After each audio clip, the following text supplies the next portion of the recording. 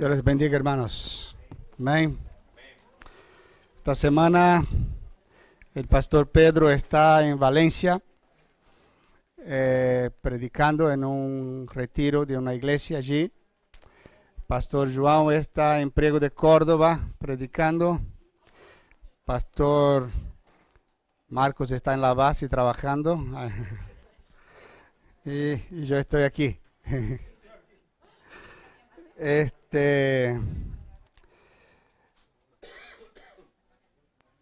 Y que el Señor me dé gracia para compartir, porque las últimas 3 semanas he sido albañil, electricista había, pero fontanero, jefe de obra, de todo, un poco, ¿verdad?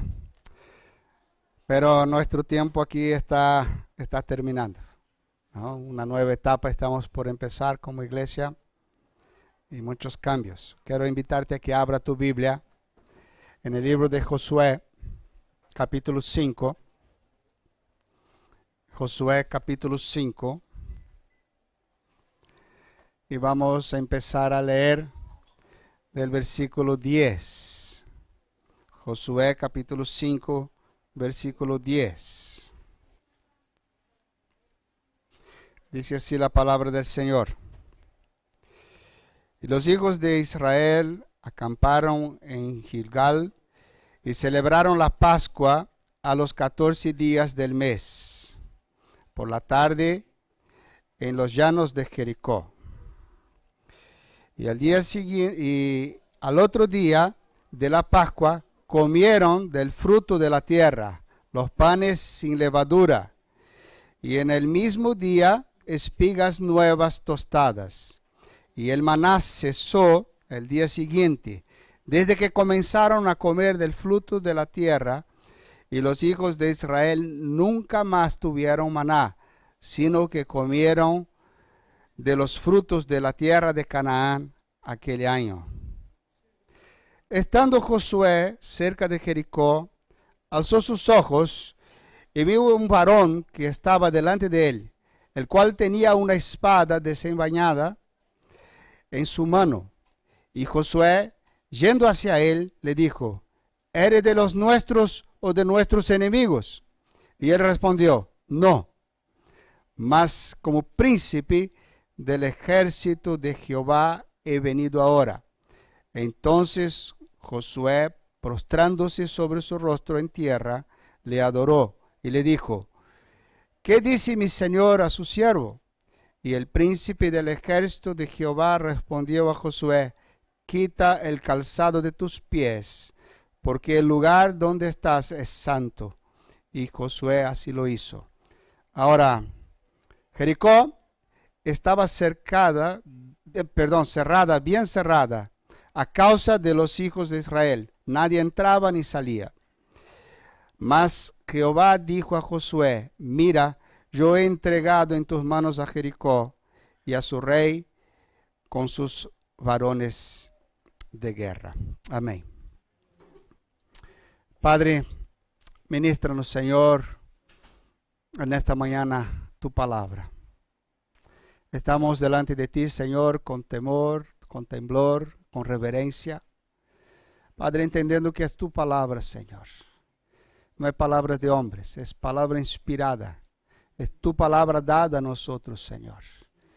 Y creemos, oh Dios amado, que en ella hay verdades espirituales para nuestras vidas.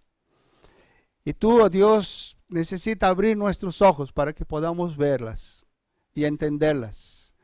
Y que ellas puedan producir fruto y transformación. Que podamos comer de ellas, Señor.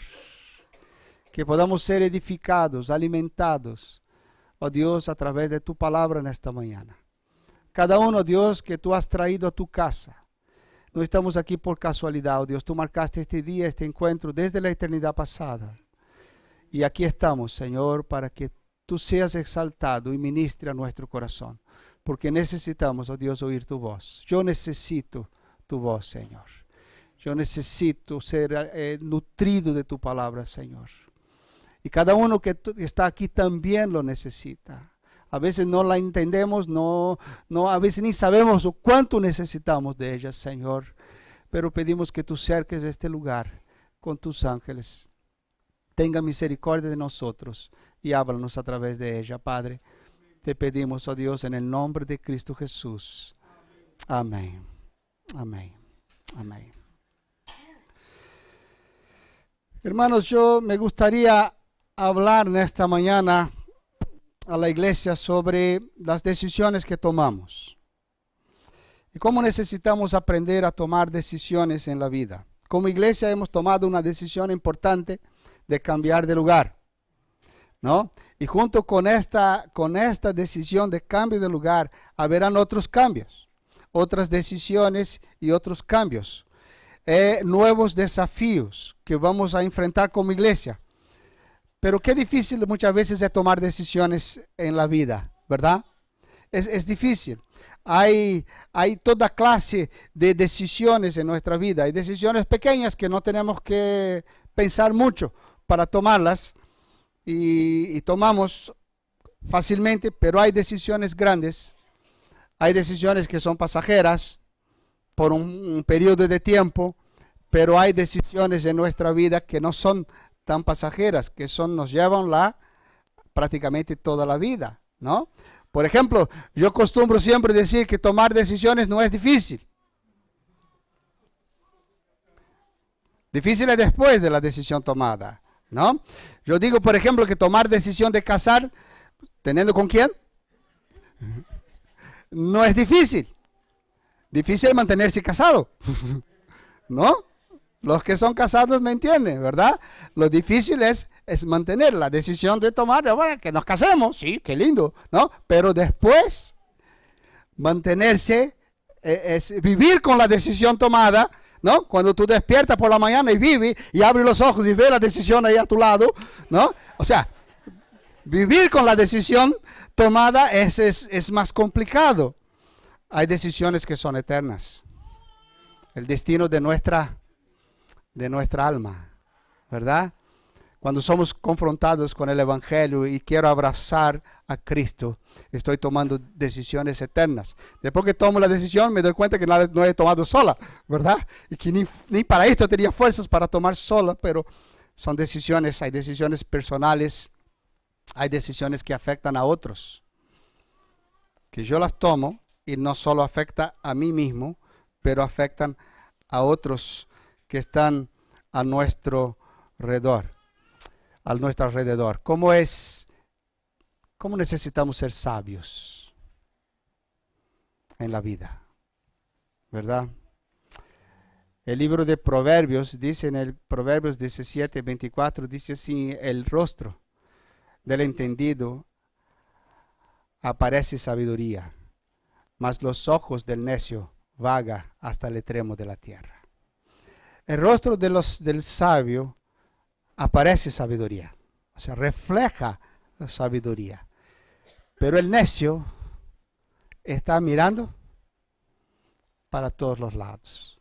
No está en el mensaje de hoy, pero yo te animo, amado, si tú quieres ser una persona sabia, lea Proverbios. Lea más de una vez el libro de Proverbios. Lea, relea y vuelve a leerlo.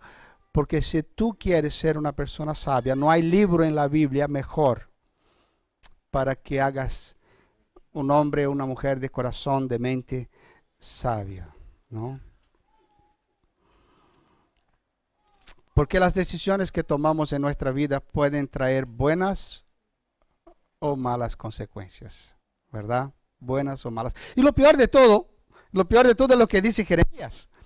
Jeremías 17:9 dice: engañoso es el corazón más que todas las cosas y perverso. ¿Quién lo conocerá? Todavía el profeta Jeremías dice: sí, peor de todo es que dentro de todo lo que tenemos que decidir y hacer y enfrentar en la vida, todavía luchamos con nuestro propio corazón, que es engañoso.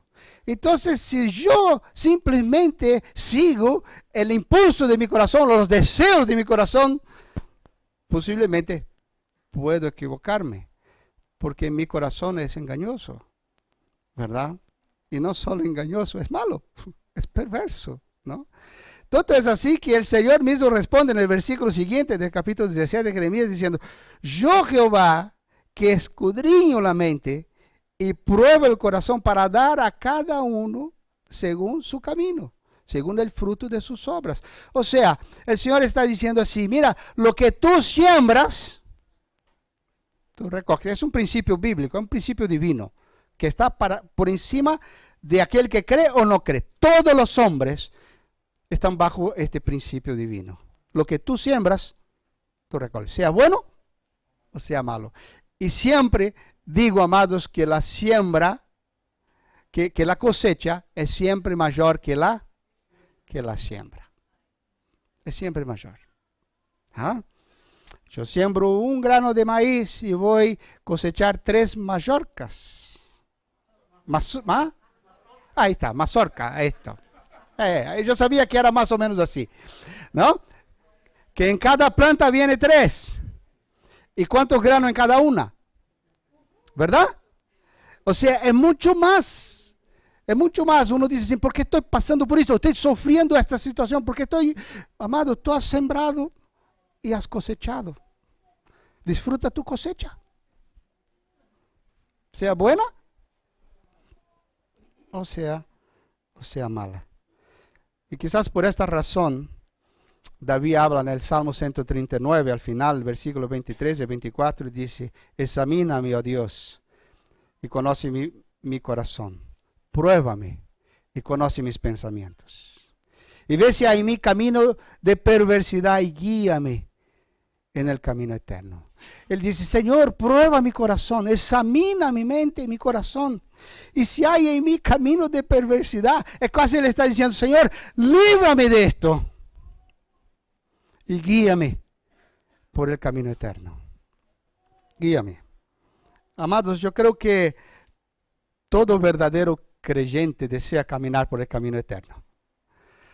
Todo verdadero cristiano, todo verdadero creyente cristiano, no creo que desee tomar decisiones erradas y caminar por caminos equivocados.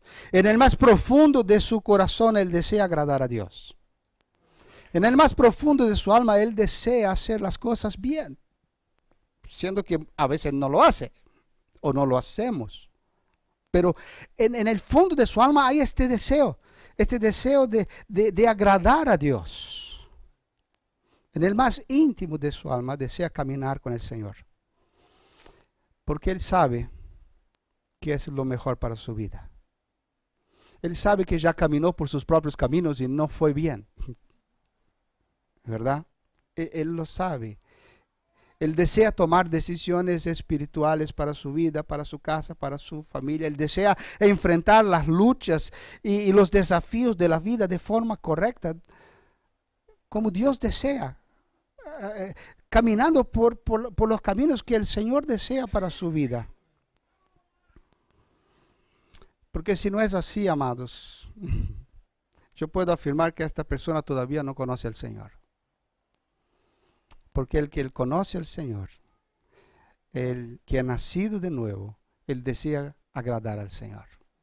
Por más que a veces no lo haga, pero cuando no lo hace le duele.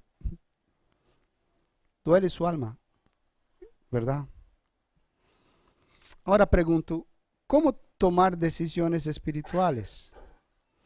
¿Cómo hacer las cosas de la forma correcta? Tal vez la primera respuesta que podemos pensar a esta pregunta es, bueno, escuchando a Dios. Tengo que escuchar a Dios. Tengo que saber qué es lo que Dios piensa de determinadas cosas. Ahora, ¿cómo escuchar a Dios? Sería la segunda pregunta. Amados, el texto que tenemos delante de nosotros, hay algunas lecciones muy significativas para todos nosotros que deseamos estar capacitados, no solo en caminar con el Señor, pero tomar las decisiones correctas en nuestra vida, en las cosas que enfrentamos en la vida. Decisiones que sean según el corazón de Dios, los deseos de Dios. Vamos a conocer algunas cosas del corazón de Josué que pueden servir de inspiración para tu corazón, para mi corazón, para nuestro corazón. En esta historia, en este pequeño texto de esta historia que acabamos de leer. El pueblo de Israel ya había cruzado el Jordán, habían entrado ya en la tierra prometida. Josué había ya ordenado a circuncidarse el pueblo y, como leemos, celebraron la Pascua. Habían celebrado la Pascua como había el Señor ordenado a través de Moisés, su siervo. Y ellos entonces hicieron la celebración de la Pascua y por primera vez comieron el fruto de la tierra prometida. Probaron el fruto de la tierra prometida. Y al momento que probaron el fruto de la tierra prometida, cesó el maná. Porque ellos ya estaban en la tierra prometida y ya empezaron a comer del fruto de esta tierra que Dios les había dado. Y en este momento, Josué, como el jefe líder del pueblo de Israel, llevando al pueblo a la conquista de esta tierra, está delante de su gran desafío, su primer y gran desafío, la conquista de la ciudad de Jericó. La Biblia no dice nada al respecto de cómo lo iba a hacer o qué estaba haciendo allí, pero vemos que él estaba solo, mirando la ciudad, en el valle, distante, mirando la ciudad. La Biblia no dice lo que estaba haciendo, simplemente dice que estaba allí. Algunos comentaristas dicen que él estaba allí meditando, buscando al Señor, otros dicen que él estaba buscando la estrategia de cómo alcanzar o conquistar aquella ciudad, mirando aquellas murallas y el pueblo cerrado allí adentro. Pero la Biblia no dice nada a este respecto, dice simplemente que él estaba allí. En aquel momento, Dios se manifiesta a él. Dios se manifiesta a él. Se manifiesta después de que habían celebrado la Pascua, después que habían cumplido con la ordenanza que el Señor había dado. Era el tiempo de celebración y lo habían hecho. Y de repente Josué ve a un varón con una espada en las manos. La espada estaba desenvainada, o sea, la espada estaba en sus manos. Lo que nos hace entender en este pasaje es que él estaba tan ocupado, quizás en su mente, que ni vio este varón acercarse, pero de repente se encuentra con este varón delante de él, como dice el texto. Él simplemente dice el texto que se encuentra con este varón delante de él. Y entonces, como que le cogiendo medio de sorpresa, y él va en dirección a este varón. Hay razones de pensar, o podemos hasta asegurar, que este varón era Jesús mismo. Una de las apariciones de Jesús en el Antiguo Testamento es esta. Jesús apareció a Moisés, Jesús apareció a Daniel, a Gideón, Jesús apareció en el horno de fuego. Hay varias apariciones como que dando señales de su venida, ¿verdad? Hasta que Él termina viniendo encarnado a la tierra. Es su última y gran aparición, ¿no? Hecho hombre. Él aparece allí. ¿Y por qué no era un ángel? Porque cuando Él aparece allí, hay dos cosas que suceden en esta historia muy fuertes. Primero, Josué se prostra delante de Él y Él no dice nada. Cuando algún hombre se prostraba delante de un ángel, el ángel le decía que se levantara, porque él también no era Dios para que le adoraran, ¿no? Y él no dice nada, deja que se prostre. Y después él dice, la tierra que pisas es santa, quita las sandalias de tus pies. Amado, solo el santo santifica todo lo que pone sus pies. Hasta la tierra es santificada cuando los pies del Señor están sobre ella. Y dice lo mismo que el Señor dijo a Moisés cuando estaba en la zarza ardiente. Entonces el Señor mismo se manifiesta a él en este momento, pero como un comandante en jefe del ejército del Señor. Como comandante en jefe.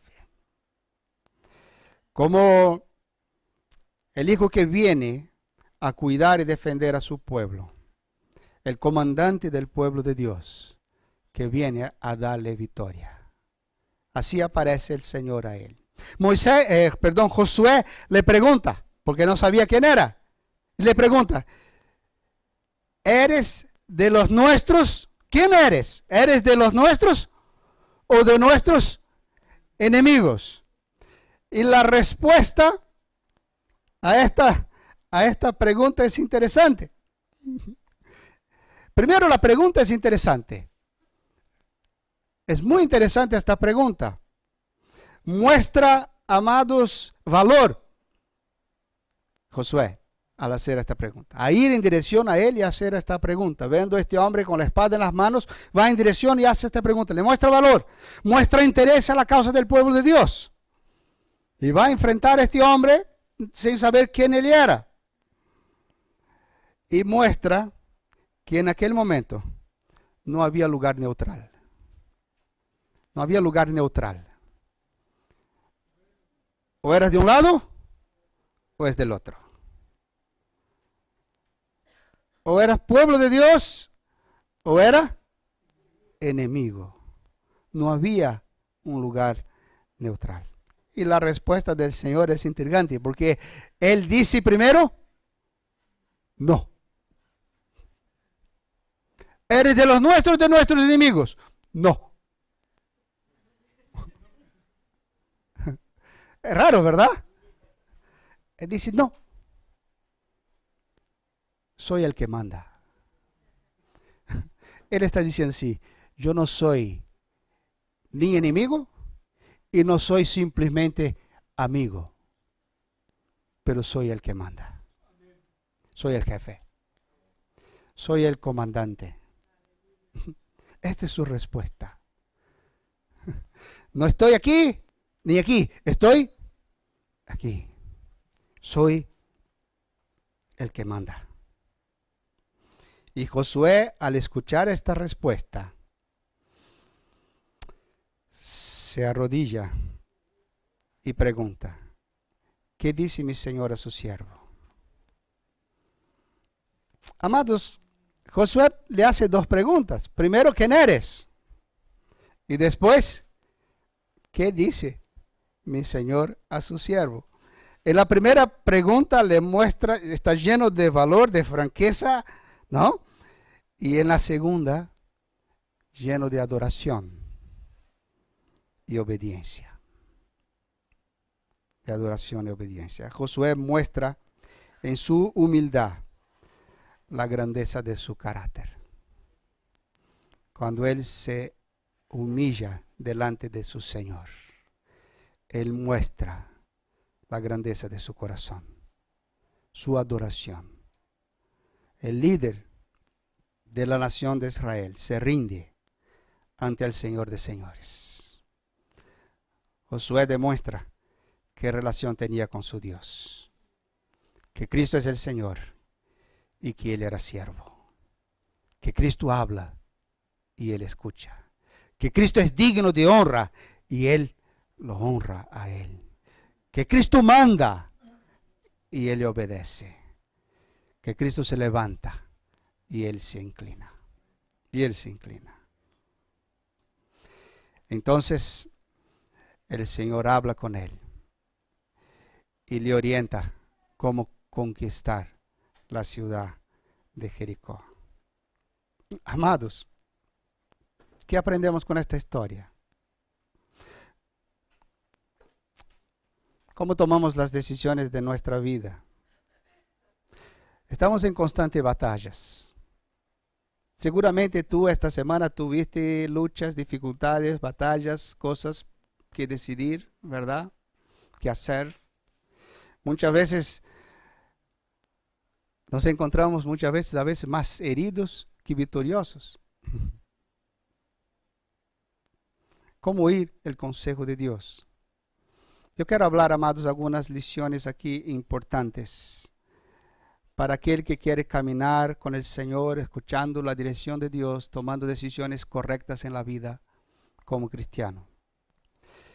Y quiero dar algunos principios. El primero de ellos,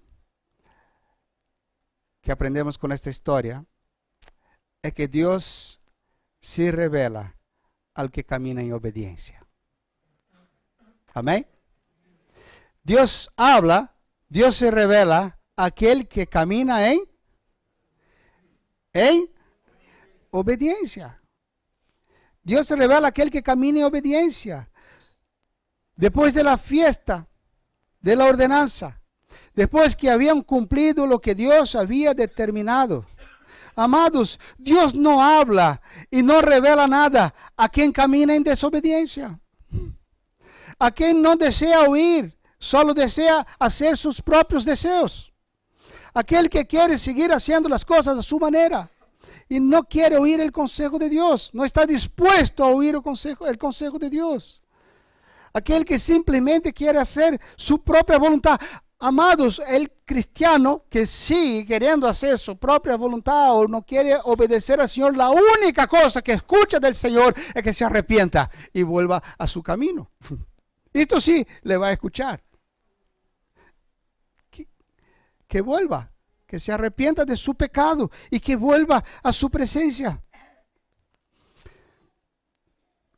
Si deseamos seguir escuchando nuestro propio corazón, si tú deseas seguir escuchando tu corazón, amado, adelante. Adelante, sigas escuchando tu propio corazón. Pero yo creo que tú sabes a dónde va a terminar esto. Tú ya sabes a dónde va a terminar. Yo sé a dónde va a terminar cuando yo me empeño a hacer lo que mi propio corazón desea, mis deseos desean, ¿verdad? Pero cuando caminamos en obediencia, Dios se manifiesta. Dios viene. El consejo de Dios se hace presente. Él nos habla. Amados, en el sendero de la obediencia, Él nos habla. En el sendero de la obediencia encontramos su palabra, sus promesas. Cuando caminamos en obediencia con Él, Él viene y orienta nuestras vidas. A través de su palabra, a través de la oración, a través de muchas circunstancias, sabemos que Dios nos está hablando y nos está guiando. La segunda cosa, amados, que aprendemos sencilla en esta historia, es que Dios muchas veces se manifiesta en la soledad. En la soledad. Él nos habla cuando estamos solos. Vemos eso en la Biblia muchas veces. Aquí Josué estaba solo, Abraham estaba solo y Dios habló con él. Moisés estaba solo, Dios habló con él. Dios habló con David en la soledad. El padre hablaba con su hijo muchas veces cuando él salía a orar solo en la soledad. Habló con Pablo, con muchos de los profetas. Cuando Jesús habla de la oración en el monte, en el sermón del monte, ¿qué dice él? Entra en tu habitación, cierra la puerta y estás solo. Y cuando tú hablas con Dios solo, Él te escucha y te habla en la soledad. Dios habla con nosotros cuando estamos solos. Amados, aprendamos a disfrutar nuestra soledad. La soledad no es mala. Muchas veces uno se siente solo, capaz que Dios te deja solo para que tú hables con Él. Para que dejes de mirar los costados y mire para Él. Él quiere hablar contigo. ¿Quién sabe? Dios quiere hablar contigo en tu soledad. Josué tenía un obstáculo gigante delante de él. ¿Cómo vencer aquella ciudad? ¿Cómo romper aquellas murallas? Era su primera batalla dentro de la tierra prometida y quizás un obstáculo que él no sabía ni cómo poder ultrapasarlo.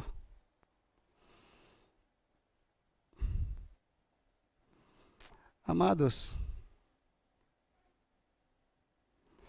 todos tenemos obstáculos gigantes. Y no solo delante de nosotros, a veces dentro de nosotros mismos. Tenemos obstáculos gigantes que tenemos que vencerlos y no sabemos cómo. Josué no buscó el consejo del pueblo. Josué no buscó el consejo de los sabios del pueblo. Él se quedó solo y se apartó, y Dios vino a su encuentro. Hasta él mismo se sorprendió, ¿verdad? Que cuando aparece el hombre, ni él mismo sabía, ¿no? Él se sorprendió. Amados, deja que el Señor te sorprenda. Busca su presencia, busca su rostro. Dios, esto yo no sé qué hacer. Y empieza a meditar. Deja que el Señor te hable, te sorprenda. A mí muchas veces Dios me habla en la soledad. ¿Sí? Y cuando hablo de la soledad, amados, no es simplemente cuando estoy solo y nadie está cerca. A veces en la soledad de mi alma puede haber hasta gente cerca, pero Dios está hablando conmigo aquí adentro. ¿Me entienden lo que digo? ¿Cuántas veces Dios habló así conmigo? ¿Cuántas veces? Cuando menos espero, Él viene y me habla. Y yo sé que Él está hablando. Sé que Él me está hablando.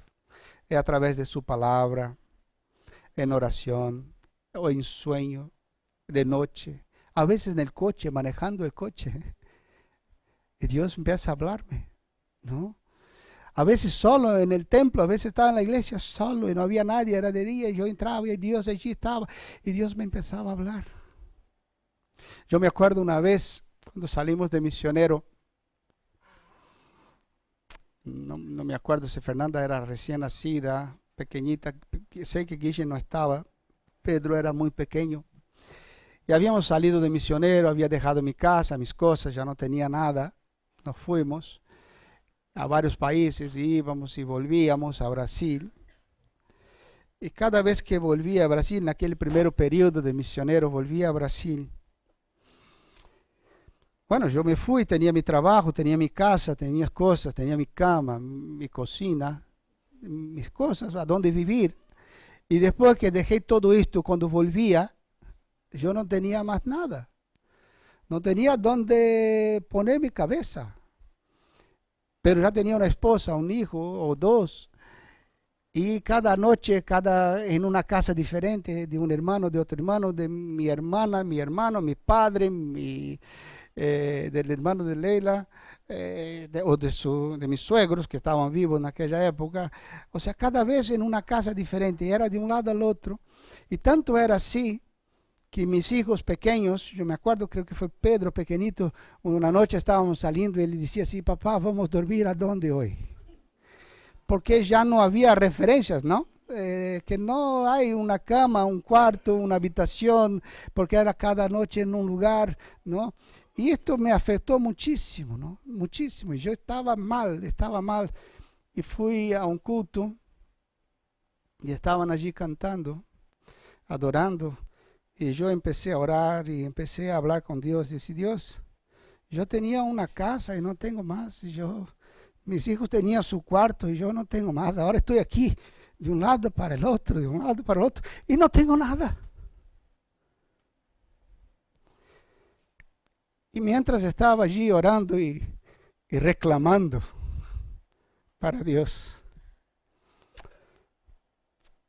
no sé si alguien leyó, porque hay una canción en Brasil que habla de esto también, el Salmo 84, versículo 3, que dice así: aún el gorrión halla casa y la golondrina nido para sí, donde poner sus polluelos. Pero la traducción en portugués es un poco diferente de la traducción en español. La traducción de portugués dice así: pero yo encontré tus altares, Señor, oh Jehová de los ejércitos, Rey mío y Dios mío. Y cuando este versículo entró en mi corazón, en aquel momento que yo estaba reclamando por no tener una casa, Dios me estaba diciendo: mira, el gorrión encontró su casa, la golondrina encontró su nido, pero tú tienes mis altares. tú tienes mis altares. En aquel momento mi corazón se llenó de gozo. Yo dije, Señor, yo tengo un lugar mejor que cualquier otro. Yo tengo tus altares. Ahí en mi casa. Ahí en mi hogar. Amados, ¿entienden lo que estoy hablando? Cuando nosotros buscamos al Señor y Él nos habla y Él nos ministra, Él nos toca el corazón. La otra cosa es que Josué tuvo valor. Tenga valor. ¿Quién eres tú?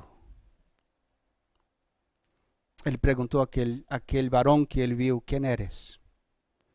Él preguntó a aquel varón, ¿quién eres? Porque él sabía quién él era. Él sabía que él era el líder del pueblo de Israel, del pueblo de Dios.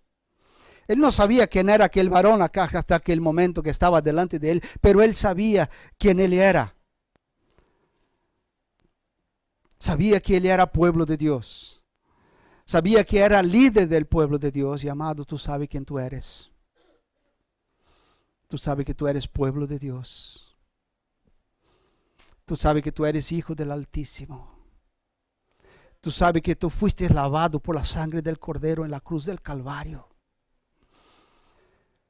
Que tú fuiste transformado por el Señor. Tú sabes quién tú eres. Tú sabes que tú eres hombre o mujer de Dios. Si tú sabes quién tú eres, amado, coja la espada en tus manos. Como hombre líder de tu casa, de tu hogar, la espada está en tus manos. Tú sabes quién tú eres. La espada está en tus manos. Amados, para esta pregunta solo hay dos respuestas. No hay lugar neutral. O juego en el equipo del Señor, o estoy en el equipo contrario. No hay tribuna. Es que no hay tribuna. La única tribuna que existe, amados, dice Hebreos capítulo 12, que son aquellos que ya se han partido con el Señor y están mirando los que están en el campo. Que no hay tribuna, no hay término medio. No hay campo neutral, o tú eres del Señor o no eres del Señor. Jesús dijo que los que no juntan conmigo, esparcen. Yo no puedo estar, no hay cómo estar arriba del muro. Tú sabes quién tú eres. Coge tu espada. Siga al Señor.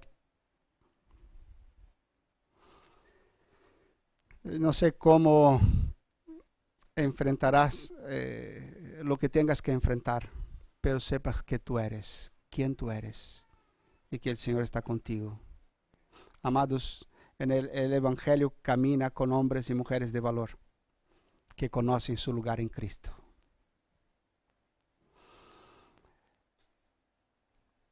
Y Josué tenía un corazón humilde.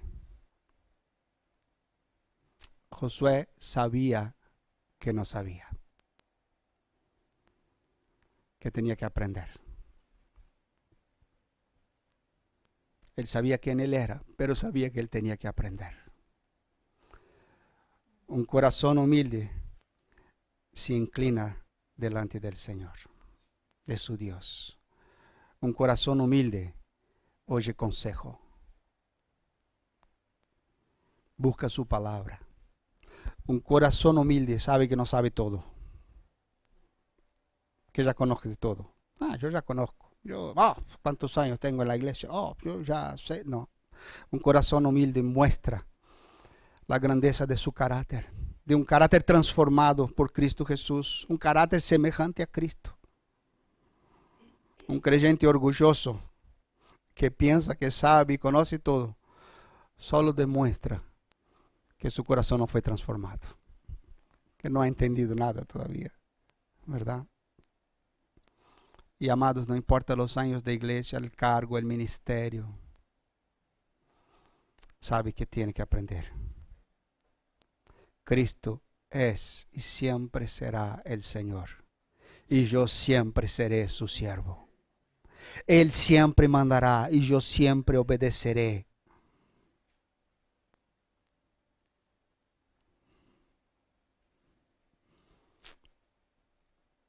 Él habla y yo escucho.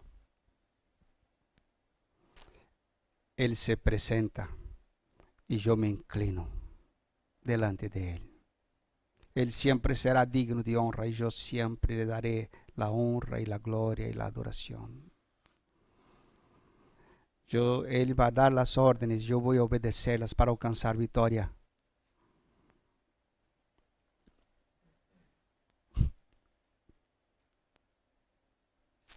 Amados, lo que para Josué era un gran desafío, quizás imposible de alcanzar, ya estaba alcanzado. Mira lo que el Señor le dice en el versículo 2 del capítulo 6. Mas Jehová le dijo, mira, yo he entregado en tus manos a Jericó y a su rey y a sus varones de guerra. Él no dice, yo voy a entregar en tus manos. Él no dice, yo voy a entregar. Él dice, yo he entregado. Ya está dado. Ya está hecho. Ya está entregado. ¿Te das cuenta, amados? Cómo todo se queda más fácil si oímos a Dios. Si buscamos su presencia. Amén. Dios habló contigo esta mañana. ¿Deseas tomar decisiones correctas, sabias, espirituales? Amados, yo no conozco las decisiones que tienes que tomar estos días. Sabemos lo que tenemos que tomar como iglesia, ¿verdad?